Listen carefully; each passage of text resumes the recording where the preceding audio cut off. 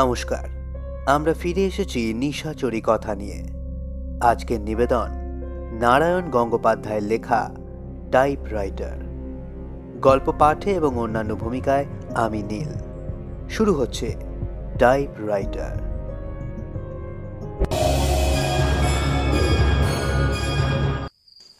সন্ধেবেলায় দাসের অফিসে ঢুকে দেখলাম ও তখনও বসে বসে কতগুলো কাগজপত্র পড়ছে। আমার পায়ের শব্দে চমকে উঠে বলল, ও তুমি? বললুম, তোমার অফিসে আলো জ্বলতে দেখে ঢুকলাম, এখনো বসে আছো যে বড়? না না, কাজ হে, তুমি বুঝবে না। সত্যিই আমি বুঝতে পারিনি। দাস ব্যবসা করে, কিন্তু কি জাতের ব্যবসা সে সম্বন্ধে আজও কোনো স্পষ্ট ধারণা করতে পারিনি আমি। সাপ্লাইয়ের কাজ করে, মর্টগেজ রেখে টাকা ধার দেয়, আরও কি 10 রকম করে বেড়ায়, তা দাস শুধু নিজেই জানে। ভগবানও জানেন কি না সন্দেহ। আমিও জানতে চাইনি, কারণ দাসকে জানি সেই কলেজ জীবন থেকেই। ইউনিয়নের টাকা সরিয়েই হাত পাকিয়েছিল দাস। তারপর বার্মা ইভ্যাকুইদের নিয়ে যখন নানা কেলেঙ্কারি হয়, তখন দাস ছিল একজন কন্ট্রাক্টর। সেই থেকে ধাপে ধাপে কত দূরে সে এগিয়েছে সেই সম্বন্ধে কোনো রকম অনুমান করতেও সাহস হয়নি আমার। জিজ্ঞাসা করতে পারেন, এসব সত্ত্বেও দুর্জন সংসর্গ করি কেন? তার কোনো স্পষ্ট উত্তর দিতে পারবো না। শুধু এটুকু বলতে পারি, দাসকে আমার ভালো লাগে। অজস্র ত্রুটি থাকলেও একটা দুর্বোধ্য আকর্ষণ আছে ওর ব্যক্তিত্বে। সেটা ওর তীক্ষ্ণ স্মার্টনেসের জন্য হতে পারে আমার মতে। ওরও সেরিকালচার সম্বন্ধে কৌতূহল আছে বলে হতে পারে। এমনকি ওর বিশেষ ধরনের চুলের ব্যাক ব্রাশের জন্যও হতে পারে। কিন্তু মোট কথাটা হলো, সময় পেলে দাসের সঙ্গে আড্ডা দিতে আমার ভালোই লাগে। এই পথ দিয়ে যেতে যেতে ওর অফিসে আলো জ্বলতে দেখে তাই ঢুকে পড়েছিলুম। একটা বেয়ারা নেই, 3 জন কেরানির একজনও না। মস্ত অফিস ঘরটায় সবুজ শেড দেওয়া আলোটার পাশে দাসকে কেমন প্রক্ষিপ্ত মনে হলো। তখনই আমি বুঝলাম নিঃসঙ্গতা দাসকে মানায় না। ও ড্রয়িং রুমের জীব, ছাদের অন্ধকারে একলা বসে থাকবার জন্যে সৃষ্টি নয়। ওর সামনে একটা চেয়ার টেনে নিয়ে আমি বললুম, একলা একলা এতক্ষণ বসে জকের ধন পাহারা দিচ্ছ নাকি?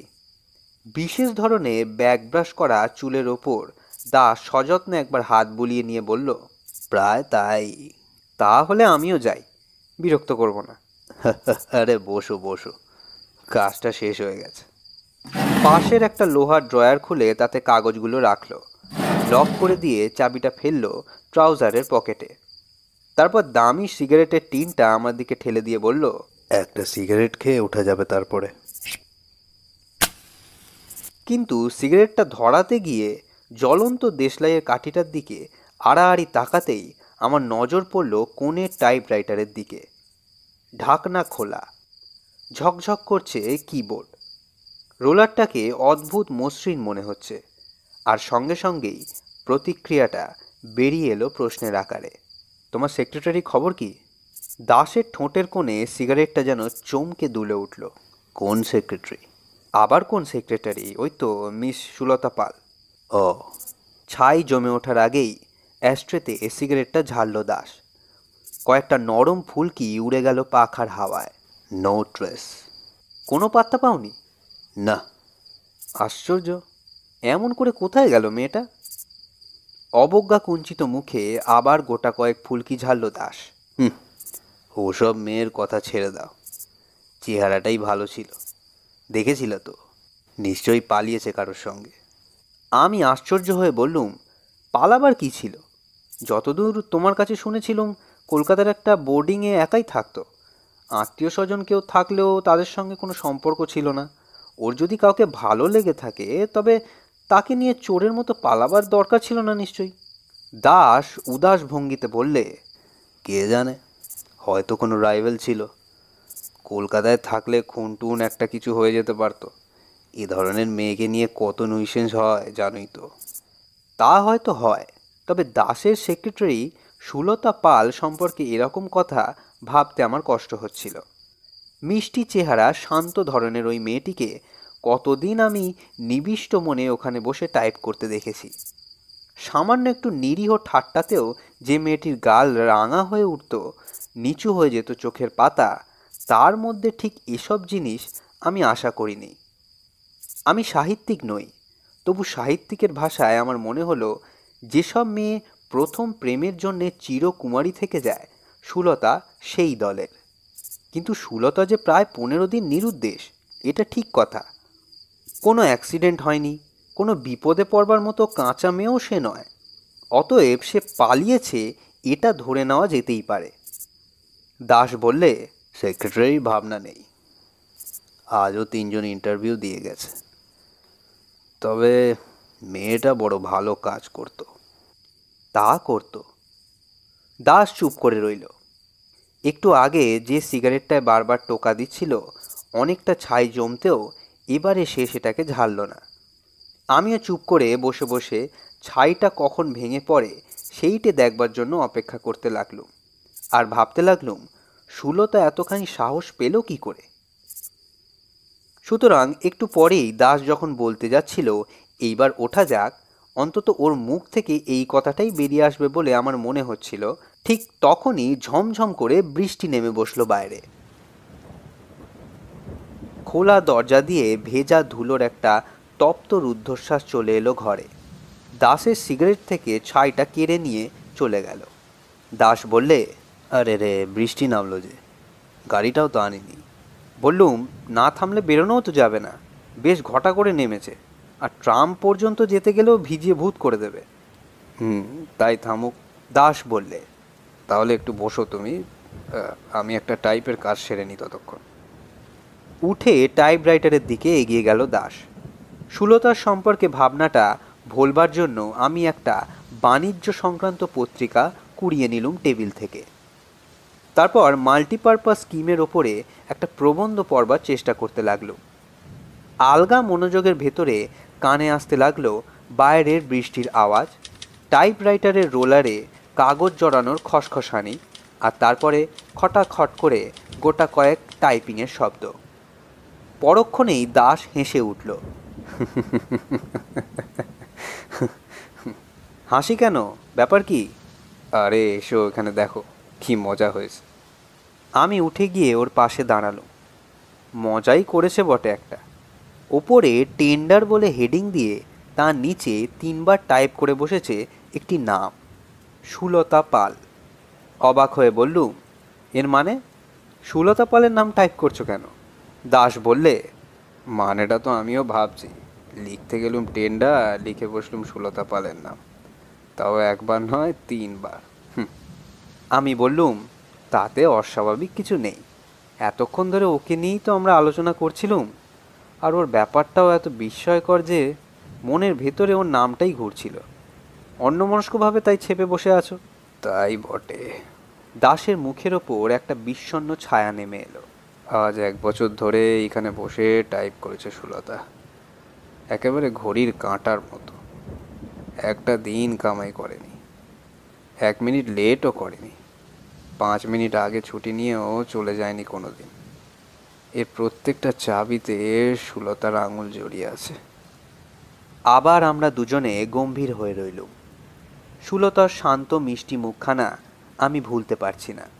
দাসের চোখ দুটো কেমন উদাস আর গভীর হয়ে গেছে। আমার জিজ্ঞেস করতে ইচ্ছে হলো, তুমি কি ওকে ভালোবাসতে? বাইরে বৃষ্টি জোরে পড়তে লাগলো। ধুলোর তপ্তশ্বাস নেই, দরজা দিয়ে ঠান্ডা ভিজে বাতাস আসছে। দাস দরজাটা বন্ধ করার কথা বললে না, আমিও উৎসাহ পেলুম না। শুধু বৃষ্টির শব্দ, আমাদের চুপ করে থাকা, আর ঘরের ভেতর কোথা থেকে উড়ে আসা একটা চামচিকের চঞ্চল ছায়া কিছুক্ষণ ধরে স্তম্ভিত হয়ে রইল। দাস স্তব্ধতা ভাঙল। না, টাইপটা সেরেই ফেলি। কাগজটা খুলে দাস সেটাকে তাল পাকিয়ে নিচের বাস্কেটে ফেলে দিল। জড়িয়ে নিল আর একখানা। আবার খটখট করে বেজে উঠল টাইপিংয়ের আওয়াজ। আমি টাইপরাইটারের টেবিলের কোণে দাঁড়িয়ে রইলুম। একটানা বৃষ্টির শব্দের মধ্যে টাইপিংয়ের শব্দ একাকার হয়ে গেল। কতক্ষণ পরে জানি নে, কেন যে তাও জানি নে, হঠাৎ আমার চোখ নেমে এলো দাসের টাইপের ওপর। কি আশ্চর্য, আগাগোড়া ক্যাপিটাল লেটার সাজিয়ে কি ছাপছে ও! যা দেখলুম তাতে কয়েক মুহূর্ত আমার চোখকে বিশ্বাস করতে পারলুম না। প্রচণ্ড স্পিডে পাগলের মতো দাস যা ছেপে চলেছে তা এই টেন্ডার। আমি অকপটে স্বীকার করছি যে সুলতা পালকে আমি খুন করেছি। আমার ব্যারাকপুরের বাগান বাড়িতে পুরনো গ্যারেজের ভেতর একটা বড় কেবিন ট্রাঙ্কে তার মৃতদেহ রয়েছে। আমি তার উপরে বল প্রয়োগে ব্যর্থ হয়ে, কিন্তু আর তো আমি চোখকে অবিশ্বাস করতে পারিনি। যা দেখেছি এ তো স্বপ্ন নয়। আমি আর্তনাদ করে উঠল, দাস, এ কি ছাপছো তুমি? এ কি ছাপছো? টুলের ওপরে দাস থরথর করে কেঁপে উঠল। একটা মৃত প্রাণী যেন নড়ে উঠেছে ইলেকট্রিক কারেন্টের ছোঁয়ায়। যেন এতক্ষণ সে ঘুমিয়ে টাইপ করে যাচ্ছিল, হঠাৎ জেগে উঠেছে। আমি আবার বললুম, দাস, দাস, কি কি টাইপ করে যাচ্ছ তুমি? নিজের টাইপিংয়ের ওপর চোখ বুলোতে দাসের 10 সেকেন্ডও সময় লাগলো না। তারপরেই পেছনে লাথি দিয়ে টুলটাকে ফেলে দিয়ে উঠে দাঁড়ালো সে। হ্যাঁচকা টানে কাগজটাকে টেনে বার করে নিয়ে বিকৃত গলায় চিৎকার করে বললে, না না না না, আমি না, আমি না। আমি আরও কি বলতে যাচ্ছিলুম, দাস বলতে দিল না। মিথ্যে কথা, মিথ্যে কথা, আমি না, আমি না, না না। জান্তব গলায় আবার চিৎকার করে উঠল সে। পর মুহূর্তেই ছুটে ঘর থেকে বেরিয়ে গেল, নেমে গেল রাস্তায়। আমার বিহলতা কাটতে আরও প্রায় 1 মিনিট লাগলো। তারপর যখন সেই বৃষ্টির মধ্যেই পথে বেরিয়ে এলুম, তখন মাত্র 20 গজ দূরেই একটা লোক চাপা পড়েছে বাঁশের তলায়। কাছে না গিয়েও আমি বুঝতে পারলুম সে দাস ছাড়া আর কেউই না। আর বৃষ্টিতে ভিজতে ভিজতে ও আতঙ্কে স্তব্ধ হয়ে আমি ভাবতে লাগলুম, তাকে নিজের হাতেই তার শাস্তি দিয়েছে সুলতা। এরপরে একটি মাত্র কাজ আছে আমার। কোনো পাবলিক টেলিফোনে গিয়ে পুলিশকে জানাতে হবে ব্যারাকপুরের গ্যারেজে সেই কেবিন ট্রাঙ্কটার কথা। শুনছিলেন টাইপরাইটার, রচনা নারায়ণ গঙ্গোপাধ্যায়, গল্প পাঠে এবং দাসের ভূমিকায় নীল। আমাদের এই অডিও স্টোরিটি যদি আপনাদের ভালো লেগে থাকে তাহলে অবশ্যই লাইক করবেন, শেয়ার করবেন এবং সাবস্ক্রাইব করবেন নিশাচরি কথাকে।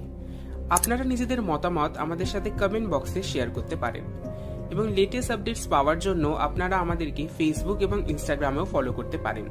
ফেসবুক এবং ইনস্টাগ্রাম পেজের লিংক ডেসক্রিপশনে রয়েছে। আমরা আবার ফিরে আসবো ঠিক পরের শনিবার রাত 9টায়। ততক্ষণ শুনতে থাকুন নিশাচরি কথা।